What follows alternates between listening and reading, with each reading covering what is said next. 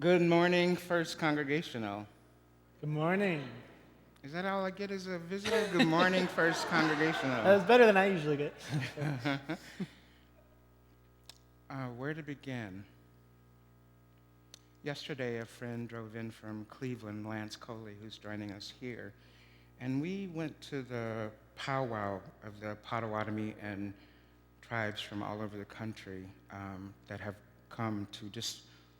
It's not their most sacred of celebrations. This is one that they invite people in to get a glimpse of the sacred from where they come. And I can't tell you what's resonating for me after that experience, my second powwow this year.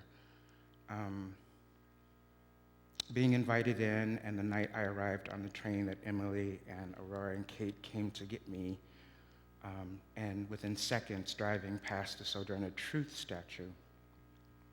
There's a through line, right, from the earth that's owned by other folks to a woman who lived. I can't even imagine what she endured to make space for people like me. I can't imagine and connecting it to what we're experiencing in South Carolina. There's a through line. It's all connected. Life is not linear.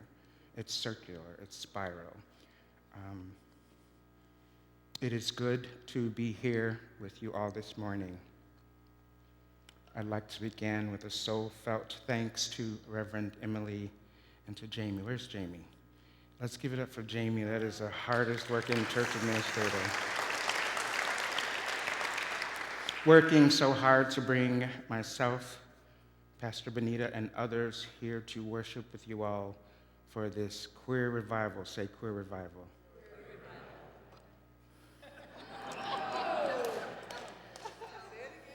Y'all gave some praise in that last piece. I said queer revival. Y'all say, queer revival. Who would have known a Bible study course together at the Graduate Theological Union in Berkeley, California, 8 years ago would have brought us to this moment? Amen? I am ordained Unitarian Universalist minister, Reverend Chris Long, and I am honored to have been invited to share with you all in the creation of worship. Are we having some meaning here this morning, some worship? This, for me, is a sacred moment, honoring the many aspects of my life, the religious and profane, that brought me here. I am humbled. None of this would be possible if it were not for my dedicated, beloved ancestors from generations of struggle and resistance, and on whose shoulders I stand. Most notably of these ancestors are my deceased parents, Shirley Mae Jones Long and Bang Long Jr. Through them, I am here. And on today, Father's Day, I honor my father and all here who father. Being born in Memphis, Tennessee on April 24th, 1968, 20 days after the Reverend Dr. Martin Luther King Jr. was killed, it's hard to not have the struggle and resistance for more justice for all running through my veins. The context of my birth also laid the foundation to viscerally understand the very culture of Black church revival. During my childhood, and even to this day, summer brings about what I'm calling revival culture. The culture that permeates the air for weeks in many Black communities throughout this country, and church communities specifically. As a child during these times, there would be large crowds of worshipers gathering under massive tents. There'd be folks dressed in their Sunday best, others in their street clothing, and who were drawn to the atmosphere and curiosity that's provided in revival culture. The exuberant and sometimes euphoric energy that engulfed many city blocks was often very soothing to me. The robust prayers, not to mention the music. Lord have mercy. Anybody with me in this?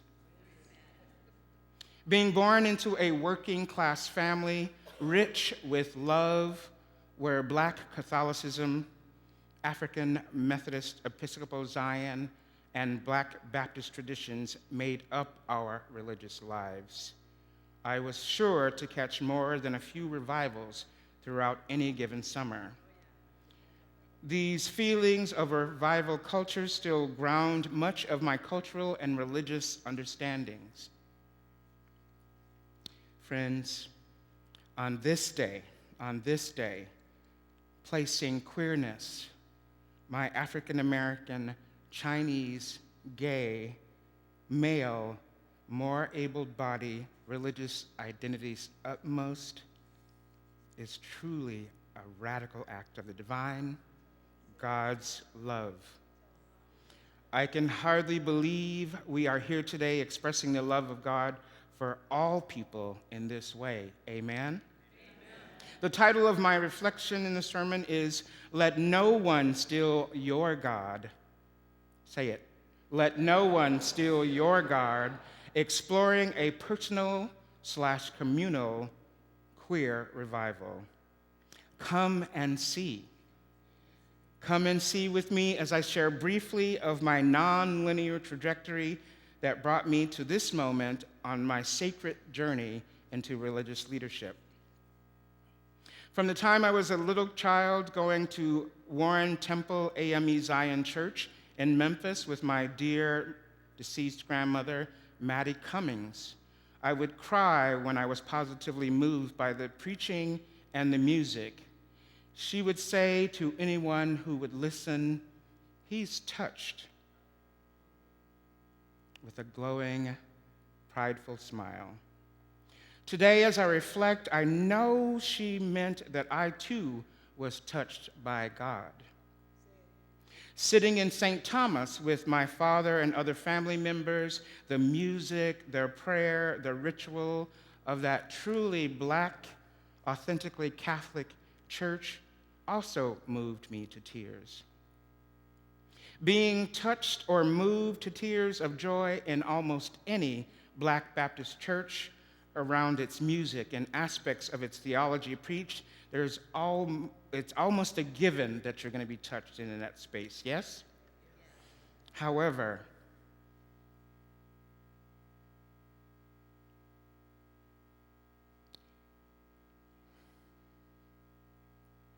it wasn't long into my youth and young adulthood that I knew that the love of God preached in some of these churches and the revival culture that I felt was mine was stripped away.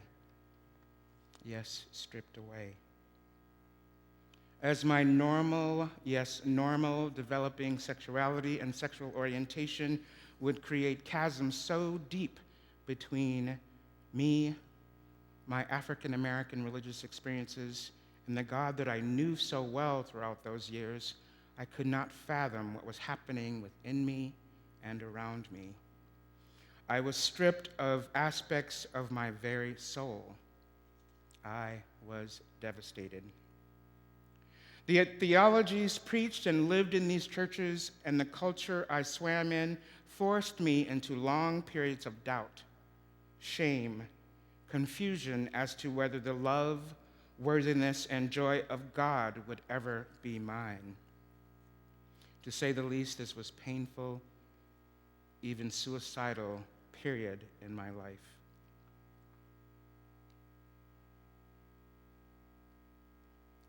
The songs, the rituals, and prayers that I was well taught were no longer mine for the taking. For nearly a decade and a half of my life, that's nearly 20 years, I was in a religious desert with the core of my soul in jeopardy. Yet the love of God, the God that I knew as a child, has been mine. Amen? I'd like to read to you the biblical text presented to us by Pastor Benita to share in preparation for today. It's the book of John, and I received this Bible from family members that has my name in gold. It was from Memphis, Tennessee, the day of my ordination, which was June 7th, 2009. John, first chapter, verses 43 to 51 read. The day following Jesus would go forth into Galilee, and findeth Philip, and saith unto him, Follow me. Now Philip was from Bethsaida, the city of Andrew and Peter. Philip findeth Nathanael, and saith unto him, We have found him, of whom Moses in the law and the prophets did write, Jesus of Nazareth, the son of Joseph. And Nathanael said unto him, Can there be any good thing come out of Nazareth? Philip saith to him, Come and see.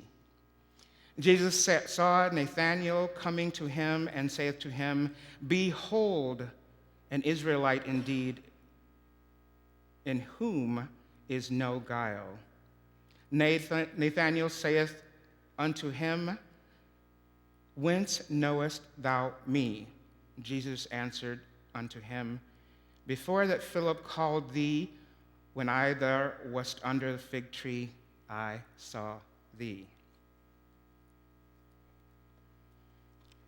Those words in particular around the invitation to come and see, bringing Nathanael from under the fig tree, is what I'd like to spend a few minutes on. As you may well know, a fig tree holds much symbolism throughout the Bible.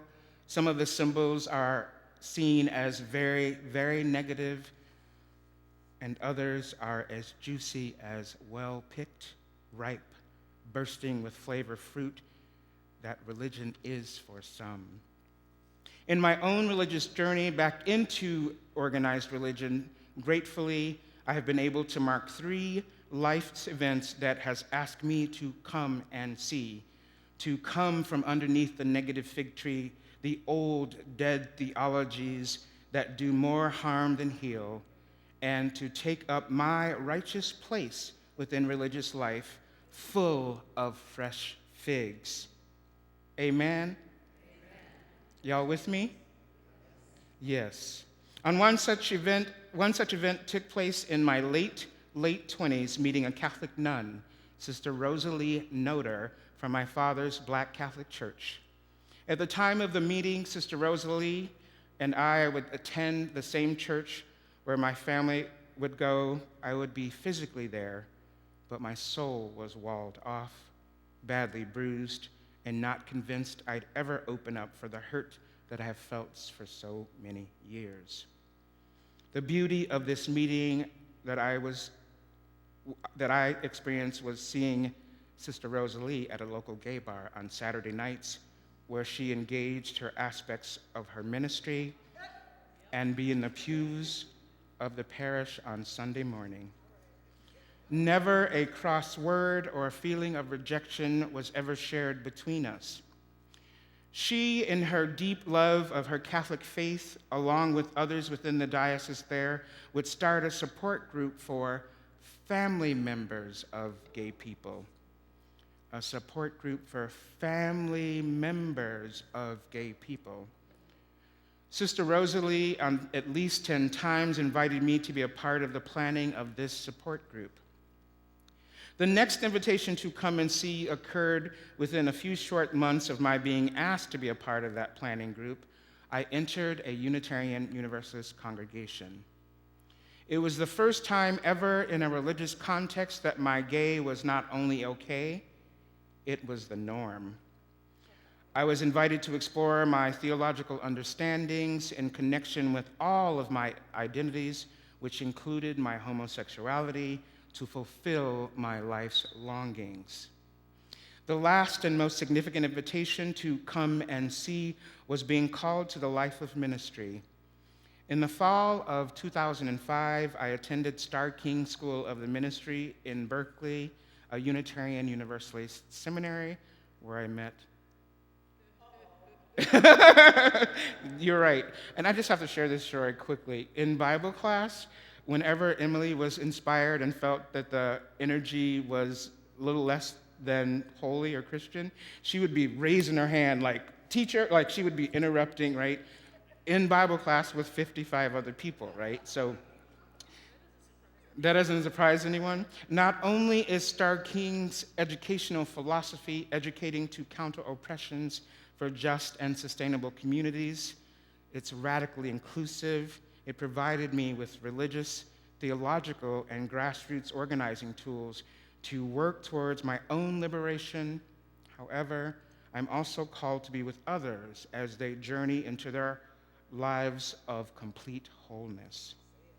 However, in sharing some truth on my own experiences within Unitarian Universalism over the last 15 years, I am learning that my racial and class identities are still hard for me to be fully included within aspects of my beloved faith. Let no one steal your God. Amen? As I begin to close out my reflections, I ask you to examine the fig trees of your own religious journey. I want to leave you with a couple of questions. What more can you do to examine the negative fig trees within your path that keep you and others with different identities separated from the love of God? What work must you continue to do to cross the divides that keep you from inviting others into your life to come and see, especially those who you don't share the same worldview? How can this congregation, with all of its resources, help you as you journey? My soul is blessed by being with you all today. Let no one steal your God. May it be so, and amen.